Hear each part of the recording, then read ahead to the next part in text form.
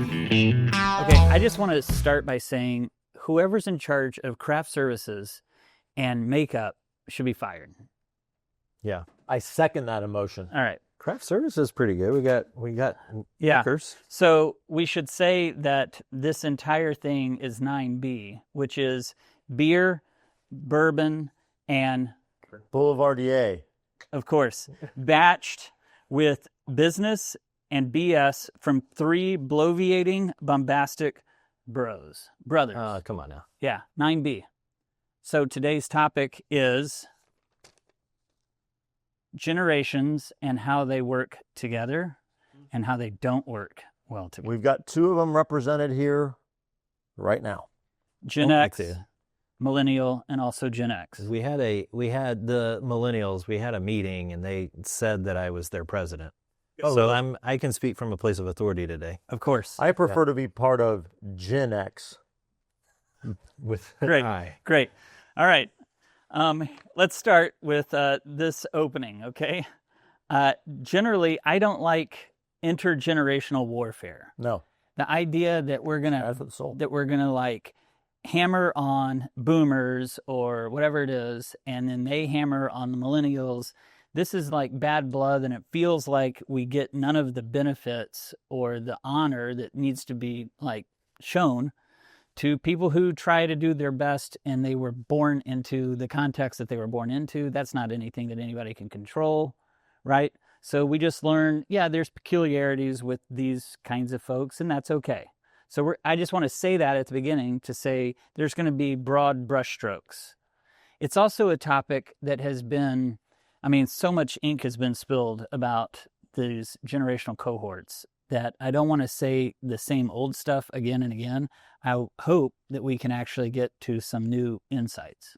Yeah, and I'd just like to buoy you up in what you've said, and I think we're standing on the shoulders of giants. I really believe in that kind of an adage and that kind of an outlook on the past. And let the little children come to me. We're supposed to care for and give grace to the younger generation and help develop them, right? So I think those are 2 good watchwords for thinking about generations. It's good. With the exception of my own parent, I'm pretty comfortable kind of beating up on the older generations. I'm all right with that. I can be that voice today. I know that about you. Yeah.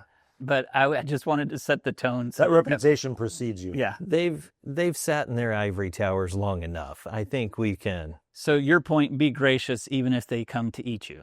Yes. Okay, great. I assume I also will probably be eaten one day by my grandkids. Yeah. We can Happy. All right.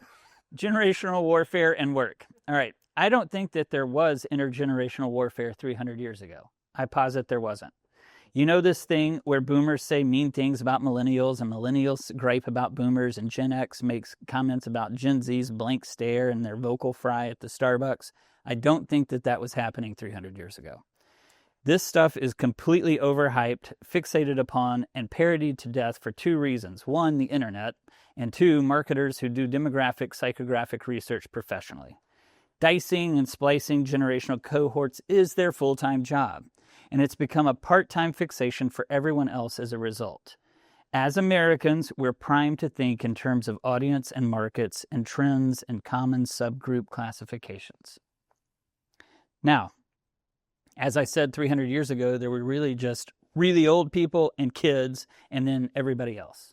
So really old people, kids, and everybody. You know how I know this? I know this because I knew my grandparents and my great-grandparents, and they didn't frame up the world this way. There was just youngsters and old farts and then people. Nowhere is this more hashed and mocked than the work style and sensibilities in business life, specifically as the generations sort out their work ethics. And so maybe we ought to take a second and review the cohorts in broad brush sort of treatment, and then we can get a little bit more specific from there. And that's when the commentary will happen. So I'm kind of the everyman cultural commentary. You approach it from the bourbon, more business. I like to say side. practical. Practical. Yeah. And the Boulevardier over there is the Historical historical context. Okay, so The silent greatest generation isn't really in the workforce any longer. I know there's exceptions, but they're in the dotage phase of their lives, the great eminence phase. Honored, of course, happy to have Bill in the room and thankful for his 46 years of experience in the industry, likely the founding generation, etc. But for them, work was like breathing. It was just Did something. you say breeding or breathing? Breathing. Breathing, okay. Breathing. It's just something you woke up and did every day for decades. And you retired with a gold watch and a fat pension. Stability, no complaining, grind it out, and build a prosperous nation was their thinking. I knew a lot of these guys. I think we all did. And there's something admirable here. I don't see a lot of this being exalted or mimicked any longer. I don't think that there's people who look to that generation and go, that's what I want. I want to grind it all out day after day until I'm pulverized and I have extreme allegiance to the corporation. I don't think that we see that. I could be wrong. Okay, so this generation gets their name because they went to war, right? And The greatest generation does, yes. The greatest generation does. That's who we're talking about, right? Well, we've got two generations going on there. Greatest generation, then following them was the silence. Yeah. However, I think it should be noted that anytime that you are doing something sacrificial, if you're doing something amazing in the world, it's typically for somebody else's benefit. And this generation kind of gets, I know the least about them, but they get my pledge of allegiance here. They get the gold stamp of thank you. Yeah. So remember, these are the people who came into young adulthood. Their whole childhood was like in the Great Depression. Yeah. They go to World War II where they bleed out in foreign sands, right? Come back and they are the top dog on the planet for the American GI. They have an American GI Bill and they can go and remake the world in their image. And the sky was the limit. They have these like ideas that you just march yourself into the corporate headquarters and say, I want a job. I won't disappoint you. Yeah. Take a risk on me. That's who we're talking about. That's pretty good. And so they were hard. They were hard people who experienced a lot of hardship, and then they went and they worked hard. Why silent? Well, the silent generation sort of bleeds into the greatest generation. So that was the interwar generation. So they had maybe seen World War I. Okay. Yeah. So silent came before the greatest. Yeah, okay. But there's some blending there. Okay. That's good. Any other thoughts on silent greatest? Oh, I just was going to offer that I think a good touchstone for greatest generation that's relevant to us is George Bush 41. I mean, he's a paramount example of a Yes. greatest generation, Born 1924, volunteered to fight in World War II, Navy pilot, comes home, goes to Yale, plays baseball there, then goes into gets into politics. Yeah. But first does oil industry and does it all over the world in the Gulf of Mexico, now the Gulf of America. Okay, so as we're talking about, while this generation is in the most productive years of their life, in the later part of their middle age, they start having kids, and now these kids are like free love, 1960s flower child. You're getting into the boomers. That's the boomer generation. Yeah. That generation's kids are now the boomers. And we call it the boomers because giant population explosion? Yes. Okay, all right. Thanks, teachers. I'm learning stuff here. They came back from World War II, and then they had a lot of babies. Okay. Yep. Yeah, so you want to get into the boomers here? Great. All right, boomers. By the way, I should say, my father's phone is like Vietnam. You can go in there, but you will be changed. So my father is a boomer, and they are currently part of the silver tsunami. TK may explain a little bit more about the silver tsunami effect. I could get into that. This was the hippie and then the yuppie generation. They were called the me generation. Born from 1946 to 64, they inherited the world. They paid the least for the college degrees that meant the most, and that translated to significant lifetime earnings. They enjoyed a narrative that they pulled themselves up by their own bootstraps, but they were surfing Honolulu-rated waves in the best conditions possible. So the world was sort of open to them, and I always kind of think that there were two versions of the boomer. There was like the conservative crew cut boomer, so that would have been most of the alumni from, say, Texas A&M, and then there was the hippie version of the boomer, which was the Haight-Ashbury, flower power, hippie version. And those two things kind of converged at times, but there was also a lot of cultural tension that I think we still see played out. Like this is sort of Fox News boomers versus CNN, MSNBC boomers.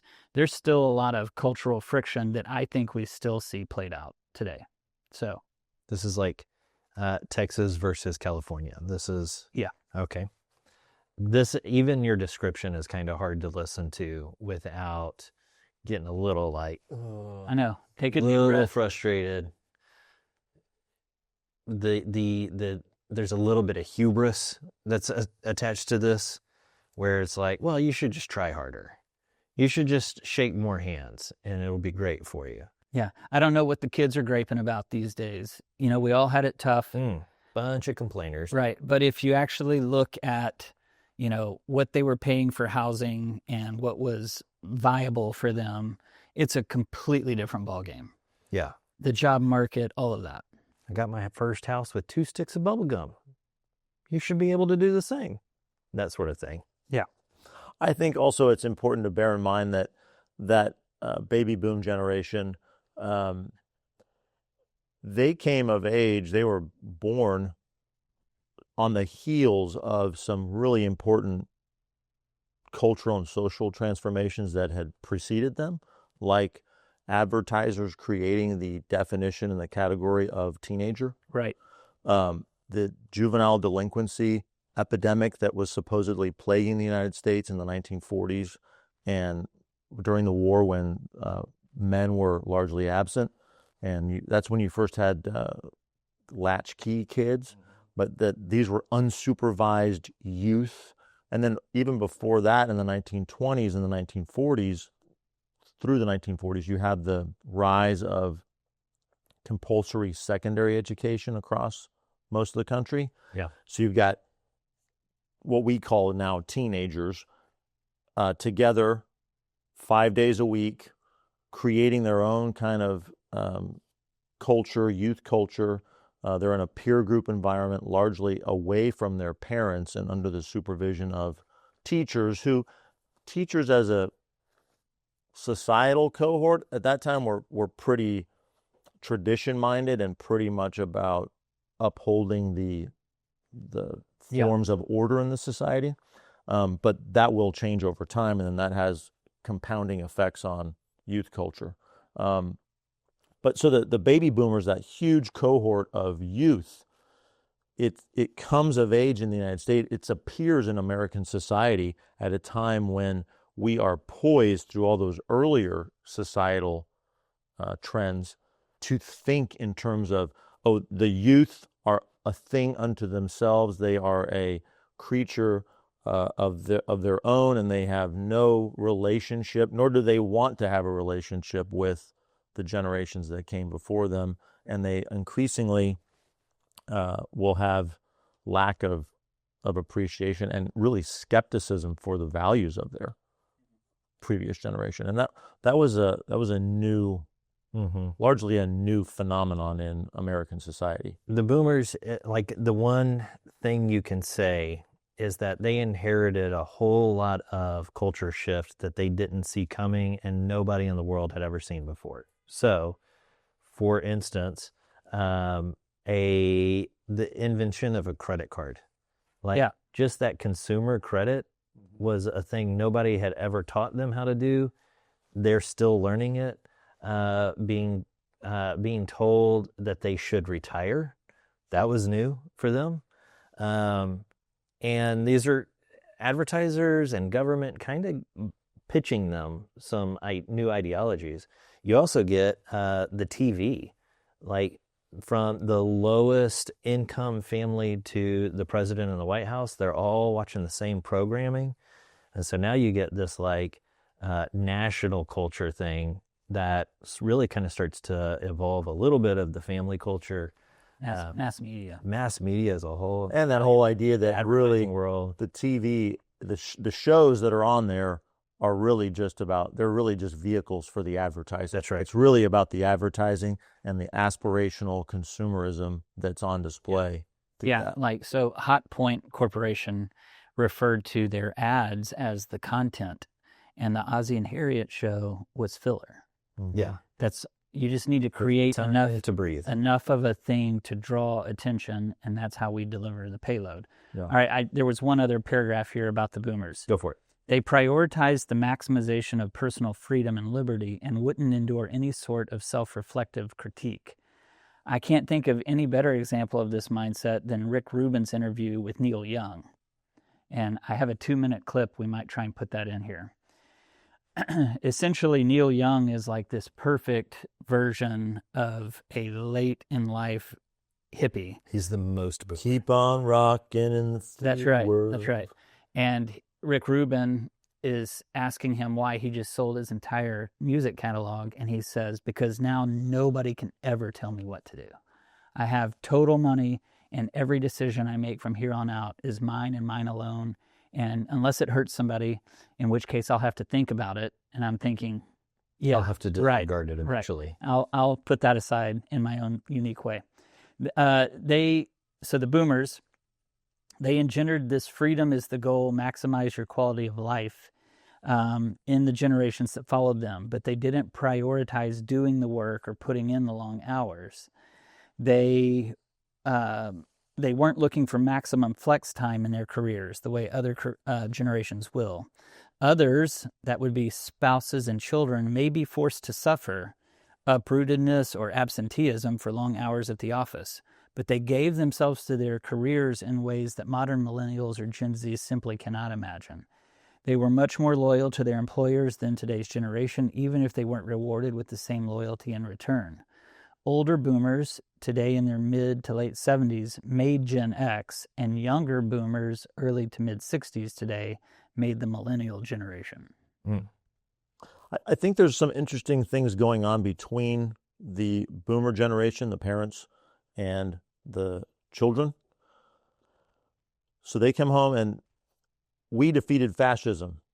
We stopped the Holocaust. Now we're in a leadership position. We're fighting, worldwide communism, right? And Vietnam, right. Right. But I think there was that sense of, okay, if America can defeat fascism and Japanese imperialism and take on the Red Menace, well, surely we can solve poverty.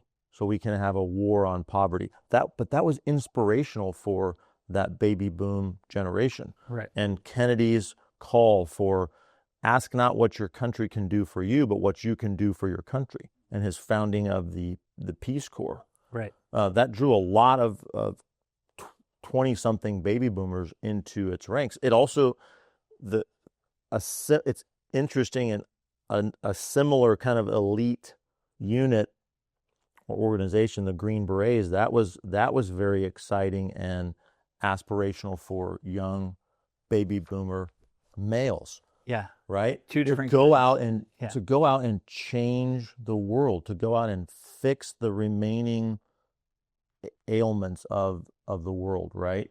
To set it right. And then we've defeated fascism and we're going to stop poverty. Well, surely we can fix racism and discrimination. Right. Right? And so there's so much idealism. A lot of idealism in that generation. Yeah. Okay, there is. And fast forward to 2025, and now we have the silver tsunami. Mm-hmm. Like, even with all the idealism and all of the proactive, we want to heal the world realities, right now, the concept of the silver tsunami is essentially that they are throwing off kind of in that Neil Young sense of it, I don't want to be told what to do. They're throwing off their businesses. They've built these things, but they didn't train up children or generations after them to go and figure it out. They didn't plan because they gave so much of their time to their careers. Often it would leave those careers as unwanted by the coming generation. Yeah, a mark against them is that they are not known as a generation that trains up and hands off well and then step off the stage. Right. This has not been true of them. Not even close. They will hold on, clutching until the very end when you have to pry their hands off the keyboard and keep moving. It's true. Are you talking about the White House? I didn't say I that. don't know. But all right, well, I got one. All right. So I ruck with this guy, and he was telling me that, a majority of his world is talking to. He's in insurance, but longer business, bigger commercial stuff. And he was telling me, to a person, nobody will talk about their coming death. It is a marker. None of the boomers will ever acknowledge that it is a reality that is coming for them. They hate that conversation. So if you're selling insurance, that makes it very difficult because they don't want to talk about it. Again, I would rather die in my office and potentially risk the company because it won't matter because I won't be here. Now, Gen X, born 1965 to 1980, knew they were on their own very early. This is what is typically referred to as the latchkey generation that you hear about. Self-raised, formed friendly cohorts easily, and figured out life very much on the fly. These were sort of free-range kids that navigated all the dangers in the world with their friends, the last of the fully pre-digital generations. They view work very differently. They were the first to figure out there is no corporate loyalty and none should be given because it isn't reciprocated. And they were the first to realize that the old trusted institutions were in decay. Ironically, they're now in the positions of authority. So think about this. The same authority roles they disliked and distrusted, they're in. It's awkward. They don't want to be the bosses they disliked. What you ought to do is think of Ron, I think, Livingston in Office Space, only he's no longer the hypnotized protagonist. He is the boss Lumbergh. So there is a built-in conflictedness about Generation X as they're, like the boomers are leaving the stage of leadership and now Gen X is assuming that, like DeSantis in Florida is Gen X, and just kind of think of that. That is the new generation. J.D. Vance. Yeah. 1990, 1991, maybe somewhere in there. Independent film, Slacker. Yes. That was very much, for a long time, that was sort of the motif for Gen X. Lack of ambition, serious lack of ambition. Beavis and Butthead. Really the first generation kind of accused of having lack of ambition, no plans, no desire to, certainly not like the boomers who wanted to change the world. We apparently had no interest in that at all. Kurt Cobain, grunge music, all of that. So much cynicism. So much cynicism. Sort of a trope. Yeah. Yeah. And it's like, I don't want the dream you're selling me. I see your world and I don't want that world. Mm-hmm. And so where there is shortcoming in Gen X, and there's a lot of shortcoming in all the cohorts, one of them is their sort of sin as a cohort is an abdication of responsibility. Like, I didn't ask for this. I don't want this. I didn't sign up for it. It's not authentically me. And hey, you do you. It's kind of like the natural offspring of the hippie generation. I've read about Gen X also being sort of charged with always having some kind of an alternate plan or an exit strategy. Like if this doesn't work out, I'm going to make sure that I can I can Optionality. jump over to this and kind of keep on moving, be flexible. Yeah. Not really ever commit to a particular path, which I mean, I lived that out in spades in my Which life. is not what you want in leadership of a company. Right. I'm going to say you don't want people to like kind of always have a plan B. Right. So when I would talk to all the millennials last week at the meeting, we term you guys kind of the scary big brother who's always kind of angry, but also if you get them to laugh, you've really won the day.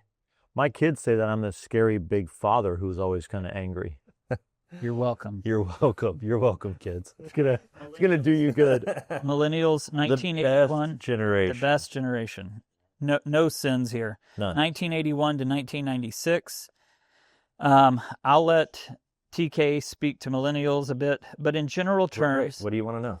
their almost innate digital ability set, natives they call this, was quickly championed by the boomers, and their youthful enthusiasm in the workforce love us. was co-opted by the boomers and deployed. Yeah. And so they would be like, hey, cast big vision. And the millennials were like, yeah. And they went and they worked really hard for the boomers. Yeah. And not ever really knowing these boomers are taking you to the bank. Yeah. The Okay, I boomers want to stick up. us. I want to stick up also for the millennial generation. Okay, 1981 is typically their starting birth. Sure. So 2001, 20 years old. Okay, they grew up as kids. Oh, we won the Cold War and we're the greatest superpower and there's the peace dividend and everything's just hunky dory. And then they get to young adulthood and it's like, WTF? Mm-hmm. And now we got to go fight a war in Afghanistan. Now we got to go fight a war in Iraq. Mm-hmm. Yeah. Never-ending war. Talk about, I didn't sign up for this in terms of what was sold to them, you could argue culturally as they were coming up as kids. Yeah. Right? Yeah.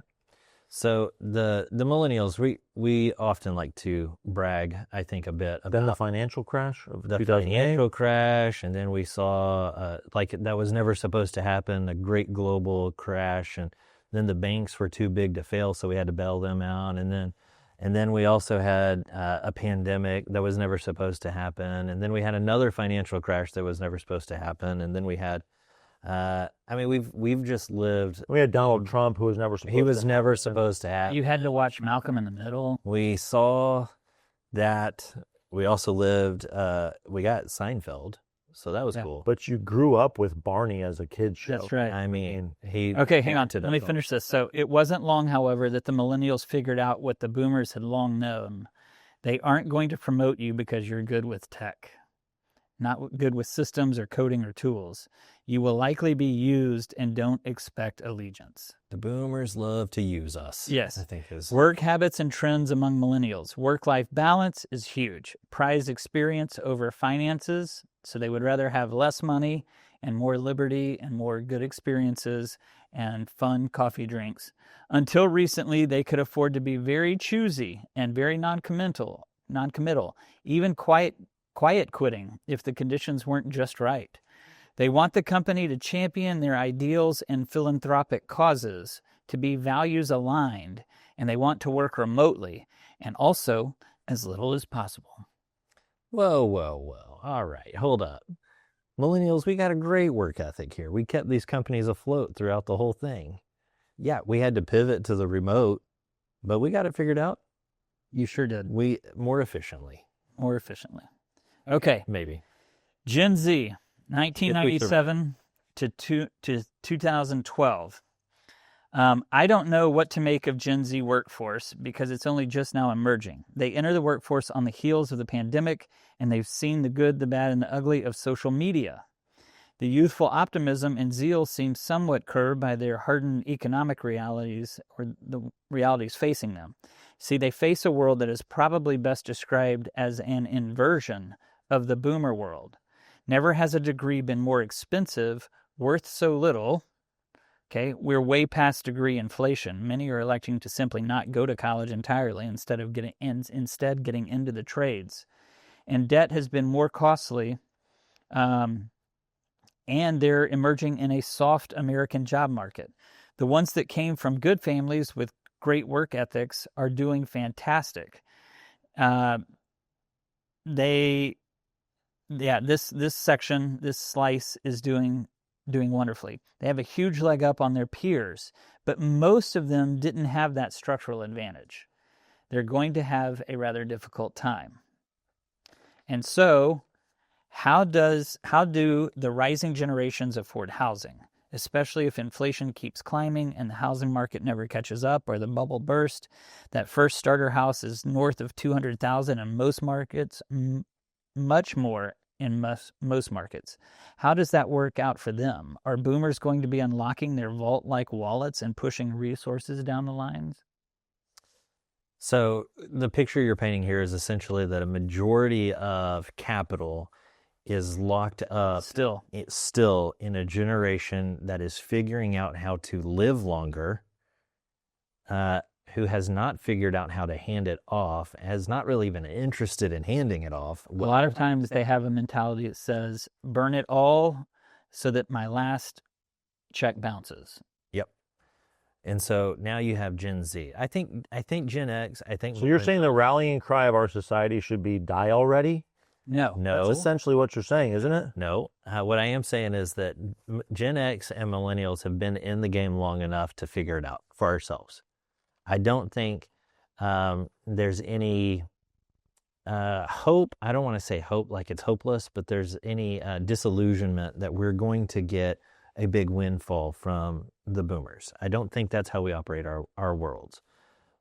I will say Gen Z is going to have a very difficult time of it because rightfully that's where that windfall ought to hit. It ought to be cast off and an inheritance down to a Gen Z generation. But we have figured out how to live long. We figured out how to AI. We figured out how to have a tiny workforce doing 3 times as much work. And now you have these universities throwing off more and more workforce. This is going to be hard. Speaking of housing, I don't know. I don't know how they're going to figure that out. I mean, inflation rates, besides the point, just the cost of the houses are insane. Yeah, the first rung on the housing ladder. A starter house is still unbelievable. $250,000 is a small offer. Yeah. And it reminds me of 2020, where the world economic powers that be were talking about the globe and saying, we're moving to a time where people will own nothing and rent everything and be happy about it. And I'm like, well, I mean, that's what we're fighting. We're moving into a subscription life. Yeah. Everything's a subscription. Yeah. And it will require people to actually fight to be able to move past that. I think. And downline investment. Yeah. I think that, speaking specifically economically, not talking spiritually or otherwise, I think that economic salvation is going to come from small businesses. Hey. I think that's where the solution lies. Small businesses are going to figure out how to negotiate deals. They're going to have to negotiate deals with an older generation to acquire, to get to some sort of terms with that generation to get those businesses in whole, where the value is not lost in that transaction. Get them in hand and start operating them. I think we're going to have to start creating jobs, and we're going to do that through not starting new businesses, but acquiring ones that are about to fizzle. That's my hope. I think and you start to see that. You see this in social media with like Hormozy and Cody Sanchez, and you see this like Michael Girdley's another big name. Like people are like, oh, actually I don't have to start a business, I can buy one. And you start to see these 20-year-olds that are buying businesses. That's very exciting. I think that's so good for our economy. Get it out of the hands of people that just want to run it into the ground. To kind of throw another little aspersion on a generation. All right. Well, we tried to keep it sorry, light and affirming, but yeah.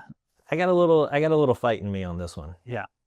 Well, that's very good. I think that we we shouldn't lose sight of the contributions that every one of these generations made positively to the society that we live in today. It's not as if one generation was all bad and one generation was great. I think we have an obligation in terms of intellectual honesty to just recognize that, like Mark said, there's warts on all of these generations, 100%, and there's things that we can take from all of them and their historical experiences moving forward. To go back to and to be more gracious to the boomer generation. Again, how about some graciousness to the Gen X? Well, they don't even want it. But it's true. But they were dealing with a whole new playing card deck. Even just alone, shag carpeting. That was lazy.